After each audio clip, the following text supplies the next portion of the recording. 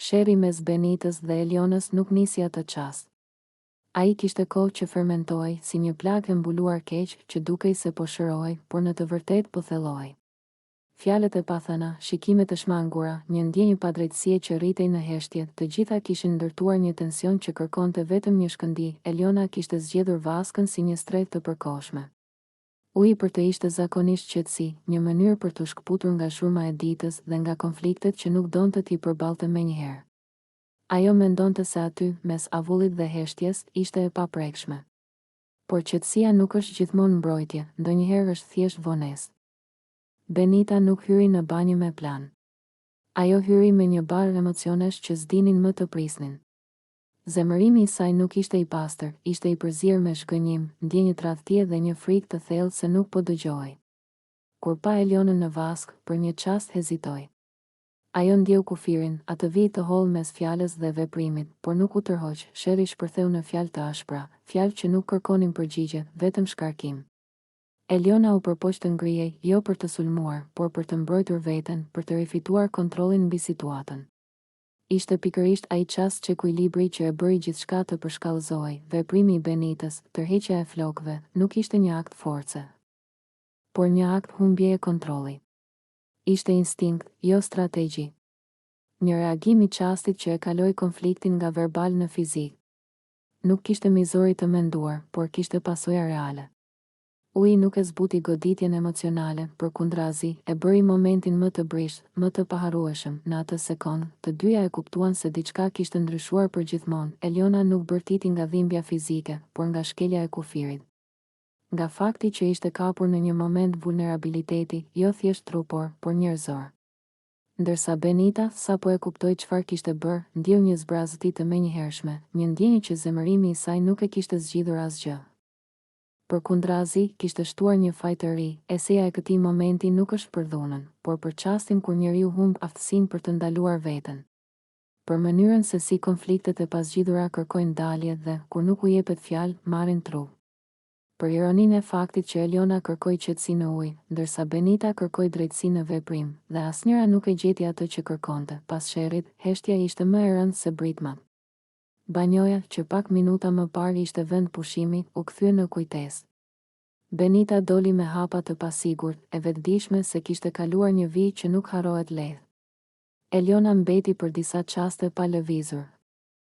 Jo nga frika, por nga nevoja për të kuptuar se si kishte arritur situata deri aty. Ky episod nuk është fundi i historisë së tyre, por një pikë kthese.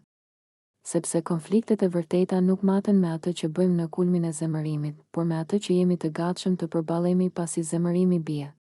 Pyetja që mbetet nuk është kush kishte të drejtë, por çfarë do të bëhet tani me këtë plagë. Shtëpia ishte zhytur në atë heshtje të rreme që vetëm nata dita krijoi. Dritat e zbehta linin hijet të zgjateshin në përmure, ndërsa frymëmarrjet e banorëve përziheshin me shurmat e vogla të një shtëpie që kur nuk fle plotësisht. Alba flinte. Jo një gjumë i thellë e i qetë, por ai gjumi i lodhjes emocionale, ku trupi pushon ndërsa mendja ende diku larg. Ajo ishte kthyer pak anash, flokët i binin mbi fytyrë, duart i kishte mbledhur pranë kraharorit, sikur edhe në gjumë kërkonte mbrojtje.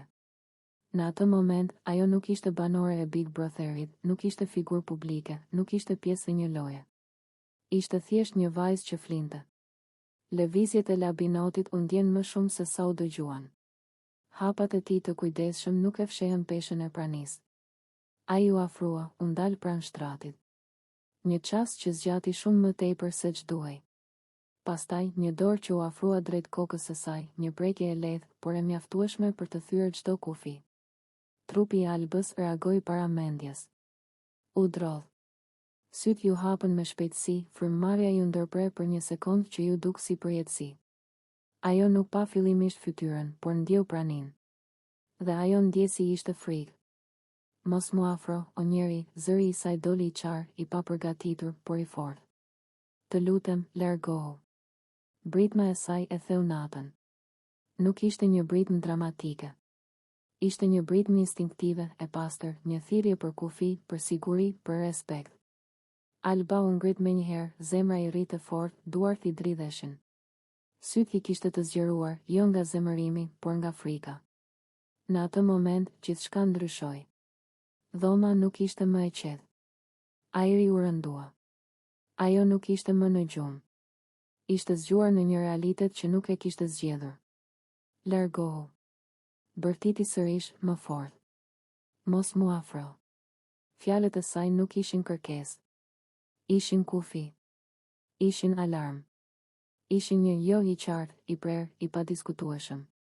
Pas asaj nate, Alba nuk ishte më e njëjta. Jo sepse ishte e dobët, por sepse trupi dhe mendja e saj kishin përjetuar një shkelje të papritur të së. I guris. Gjumi që duhet të jetë strej, i ishte kthyer në vend pasigurie. Heshtja që duhet të qetësoj, i sillte tension. Eseja e kësaj ngjarjeje nuk është thjesht përplasja mes dy banorëve. Është një reflektim mbi kufit, mbi pëlqimin, mbi faktin se afërsia nuk merret, por jepet.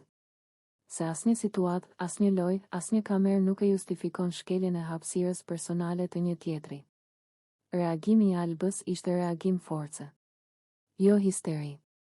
Jo teprim. Ishte reagim mbrojtjeje.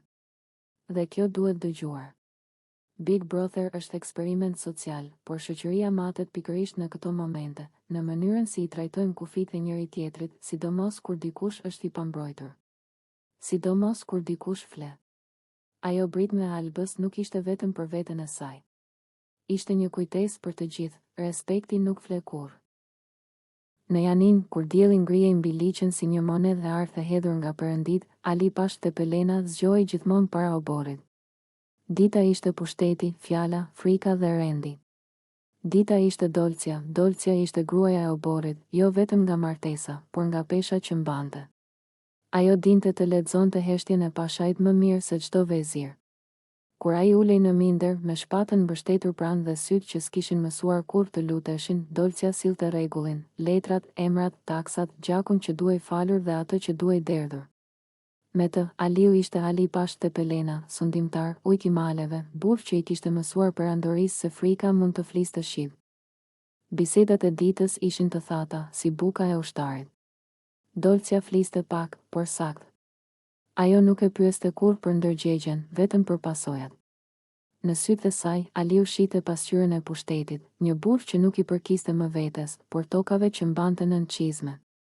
Ajo e njihte ambicien e tij dhe nuk e gjykonte. Ishte bashkëpunëtore e heshtur e ngritjes së tij, por kur perëndonte dielli dhe Janina zhytej në një qetësi të rreme, fillonte një botë tjetër. Nata ishte Albeni, Albeni nuk i përkiste oborrit. Ai i përkiste hijeve, rrugicave të ngushta, mendimeve që Aliu nuk i thoshte dot me zë të lartë. Ishte i ri, i mpreth, me një mendje që si përkulej verbërisht frikës. Me të, Aliu nuk fliste për taksa e Ferman, por për ëndra që s'kishin formë shteti. Nata i hiqte peshën e titullit dhe e kthente në një burr që ende mbante brenda djalin e Tepelenës, atë që kishte parë varfëri, poshtërim dhe uri. Bisedat e natës nuk ishin të shkurtra. Ato zgjateshin si tymi i qirinjve. Albeni dëgjonte. Vetëm kjo mjaftonte. Ai nuk kërkonte vendime, por kuptim. Në praninë e tij, Aliu ndjente diçka të rrezikshme për një sundimtar, qetësi pa frikë. Dolcia e dinte se nata e Aliut nuk ishte vetëm për gjumë. Ajo nuk pyeste. Gratë e pushtetit mësojnë shpejt se disa gjëra nuk kontrollohen me urdhra. Ajo e mbante ditën të fortë, sepse e dinte se nata. Sa do e but, nuk mund të rrëzonte fronin pa ndihmën e ditës. Ali Pasha jetonte mes dy botëve, njëra e ndërtuar me gjak dhe ligj, tjetra me fjalë dhe heshtje. Dita i jepte emër historisë, nata i jepte kuptim vetes, por historia nuk fal dyzim të gjatë, me kalimin e viteve, hijet u trashën. Perandoria u bë më dyshuese. Një sundimtar që mendon shumë natën, bëhet i rrezikshëm ditën. Dolcia e ndjente se diçka po lëkundej. Albeni e kuptonte se afërsia kishte një çmim që nuk shkruhej në libra. Në fund, Ali Pasha mbeti ajo që kishte qenë gjithmonë, një burr që e ndërtoi veten mes kontradiktave. Dita dhe nata nuk u bashkuan kurrë plotësisht. Ato vetëm e mbajtën në këmbë për aq kohë sa historia kishte nevojë për të. Dhe kur gjithçka mbaroi, në kujtesën e Janinës nuk mbeti vetëm emri i tij si Pasha, por si njëri që jetoi ndar mes asaj që duhej të ishte dhe asaj që guxonte të ndjente. Eliona ime e dashur, sot nuk të solla këtu rastësisht. të solla aty ku aroma e lavandës përzihet me qetësinë e shpirtit, aty ku koha duket sikur ndalet për pak çaste, vetëm që zemrat të kenë mundësi të flasin lirshëm. Sot dua të flas jo me zë, por me shpirt.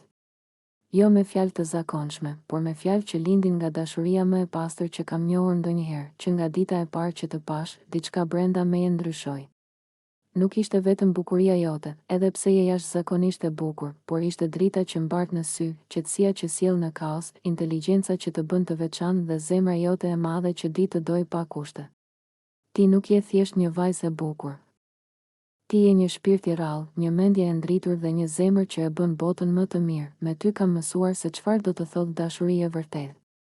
Dashuria nuk është vetëm fjalë të ëmbla apo premtime boshe. Dashuria është durim, është mirëkuptim, është forcë në ditët e vështira dhe gëzim në ditët e thjeshta.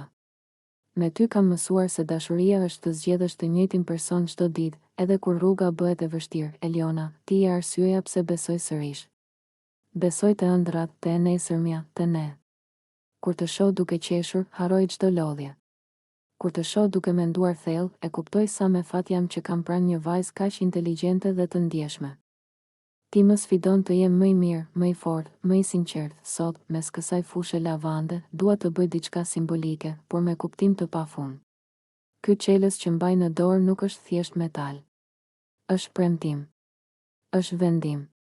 Është dëshmi se zemra ime nuk ka më dyer të hapura për askënd tjetër. Sot, unë e mbyll dashurinë time për ty në këtë çelës, jo për ta burgosur, por për ta ruajtur, për ta mbrojtur nga çdo stuhi, nga çdo dyshim, nga çdo frikë. Ky çelës është besimi im tek ti, është e ardhmja që dua të ndërtoj me ty, është çdo mëngjes që dua ta nis pranë teje dhe çdo mbrëmje që dua ta mbyll duke të thënë të dua. Është çdo hap që dua ta hedh dorë për dorë me ty, në ditë të mira dhe në ditë të vështira. Eliona, unë nuk të premtoj një jetë perfekte, sepse perfeksioni nuk ekziston. Por të premtoj një dashuri të sinqertë. Të premtoj se do të jem aty kur të qeshësh dhe kur të qash. Se do të dëgjoj edhe kur nuk flet. Se do të respektoj gjithmonë, do të mbështes në ëndrat e tua dhe do të dua edhe më shumë me kalimin e kohës. Të premtoj se do ta mbaj dorën tënde fort, edhe kur bota përreth të tundet. Se do të zgjedh ty çdo ditë pa hezitim. Se do ta ruaj dashurinë tonë si gjën më të shtrenjtë që kam sot, mes aromës së lavandës dhe qetësisë së natyrës. Dua të pyes nga zemra ime, a do ta marrësh këtë çelës, a do ta mbyllësh bashkë me mua këtë dashuri për ta bërë të përjetshme, a do të ecësh me mua në këtë rrugë që quhet jetë, si shoqja ime, si dashuria ime, si gjithçka ime. Eliona, ti je zgjedhja ime. Sot, nesër dhe gjithmonë, me gjithë dashurinë time, Klodi.